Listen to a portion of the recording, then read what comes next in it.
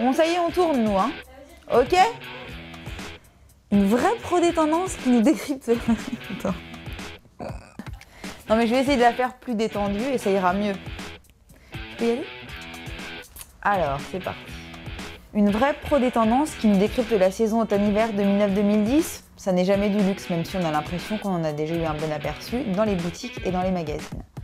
Rendez-vous pris avec Sabrina Pellissier, chargée d'études pour le bureau de tendance Martine Le Herper. Bonjour Sabrina. Bonjour Géraldine. Alors tu travailles pour un bureau de conseil en mode, Martine Le Herper. Qu'est-ce qu'un bureau de conseil en mode? Alors en fait, nous on a un bureau qui fait on fait de la stratégie de marque et de la stratégie de produit et on est spécialisé dans les marques de mode. Moi je suis plus spécialisée sur la stratégie de marque, donc tout ce qui est stratégie marketing. Et je m'occupe à la fois de faire des études de marché, de faire du conseil en stratégie pour les marques et tout ce qui est prospective tendance. Donc le but c'est un petit peu d'adapter et d'aider à décrypter les tendances pour les marques. Ces derniers temps, les garde-robes se pérennisent et on est sur un style qui va moins changer radicalement d'année en année. Donc on va plus changer par de l'accessoire pour aider à changer son look, à rendre son look un peu plus 2009. Ouais. Et après, il y a aussi le côté envie de dire fuck à la crise et bip. Envie de dire fuck et le côté on injecte vachement de fun et pour ça il y a vachement de nouvelles icônes qui sont vraiment dans cette mouvance. D'un côté on lisse, on pérennise et d'un autre côté on fait des choses un petit peu borderline et il y a vraiment les deux qui se mélangent. Qui se mélangent, ouais. Qu'est-ce que toi t'as remarqué de particulier dans les défilés? Qu'est-ce qui t'a interpellé? Qu'est-ce que tu peux en conclure? Alors moi je trouve qu'il y a plusieurs grosses tendances sur cet hiver. On peut dire qu'il y a 3 grosses tendances issues des défilés. Il y a vraiment cette femme séductrice, limite, il y a limite un côté pornographique. On va retrouver des jeux de noir, de la transparence, tout ce qui va être corseté, moulé, de la fourrure en touche.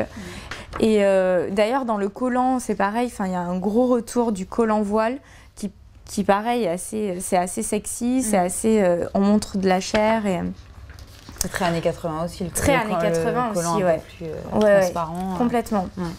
Et il y a un côté très dark en fait, les noirs et la transparence. Et d'un autre côté, il y a un côté un peu plus sage, un peu plus naïf. C'est un peu plus la nouvelle Bunny, elle est plus naïve, elle est blonde, elle est plus douce, elle porte du beige, du rose, du poudré. Mais elle reste néanmoins assez sexy et avec des codes de séduction assez clairs. Dans cette histoire, il y a aussi une version un peu plus sophistiquée, un côté un peu plus bourgeoise, avec encore des vêtements assez près du corps. Il y a des fentes qui laissent montrer la jambe. Ça, on l'a vraiment retrouvé dans les défilés Lanvin et Givenchy. Le truc dont on a parlé partout, c'est vraiment la femme conquérante avec les silhouettes Balmain. La femme conquérante qui porte, c'est comme si elle avait une armure.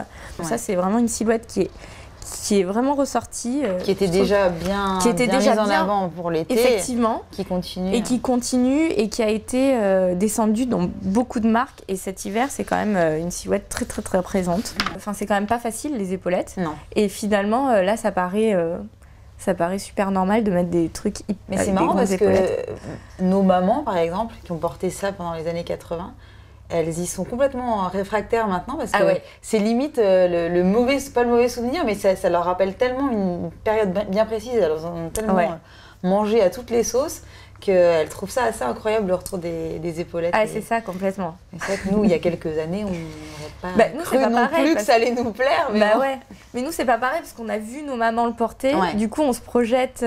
Mais elles l'ont tellement porté. Je pense qu'il y aura... Nous aussi, il y a des trucs qu'on portera pas forcément dans 10 ans. Ce que je trouve intéressant aussi, qui est un peu dans la même veine, c'est le côté un peu plus dark. C'est presque des silhouettes corbeaux. Elles sont super dark, assez limite gothique, voilà.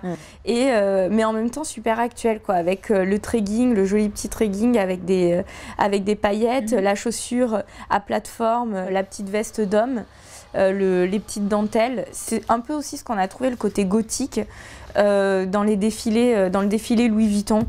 Et il y a le côté aussi wanna have fun, et ça qui n'est pas forcément lié au podium. Le côté un peu, toutes ces nouvelles icônes, Best Ditto et Bonnie Bones et tout ça, et qui ont vraiment le côté de décalage, la touche d'humour et s'habiller avec humour.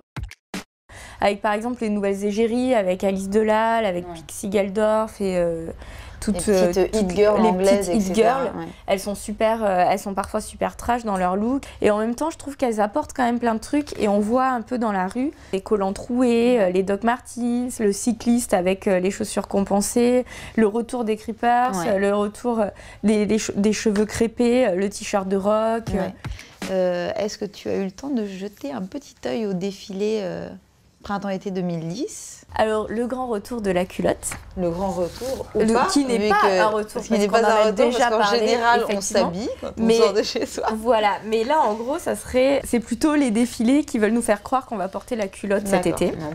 J'aime bien ce visuel-là, à mon avis, qui est plus adaptable en hiver, avec le body, la petite veste d'homme, sur du collant opaque ou sur un legging. C'est quelque chose qu'on peut trouver un peu plus de façon détournée, avec des shorts très très courts. C'était déjà le cas l'été dernier. Je pense qu'on peut les raccourcir encore un tout petit peu. Chloé, etc. Voilà, des shorts super courts. Toujours la transparence.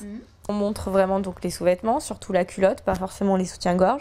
On dévoile un petit peu son corps, mais à travers un tissu. Le cycliste avec par exemple le haut asymétrique, qui est quand même aussi une tendance assez présente. On commence déjà à l'avoir cet hiver.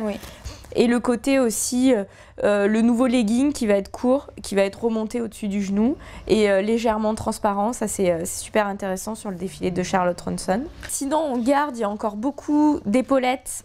D'épaulettes, mais différemment, plus forcément sur des vestes parce qu'on est en été, mais sur des petites robes, sur des tops. Donc les épaules toujours marquées. Les épaules toujours assez marquées et on voit encore des clous. Comme on a pas mal sur cet hiver. C'est étonnant ça quand même parce que ça... Ça continue quoi. Ouais, ça continue. On va pas être obligé de refaire entièrement notre garde-robe pour l'été prochain. Ok. Eh bien merci beaucoup Sabrina. Bien, merci Géraldine. C'était un plaisir. Vous y voyez un petit peu plus clair? Et moi, je suis claire ou pas? Non mais qu'est-ce que je dis? C'était ça. C'était bien, mais je dis ça, mais normal, pas forcément, pas forcément. J'ai oublié mon cerveau. C'est vrai, on ne parle plus jamais, hein. Sérieux. Tu vas dormir ici, on est mal barré. Ça vous paraît plus clair? J'espère. Alors je vous dis à très bientôt pour un nouvel épisode.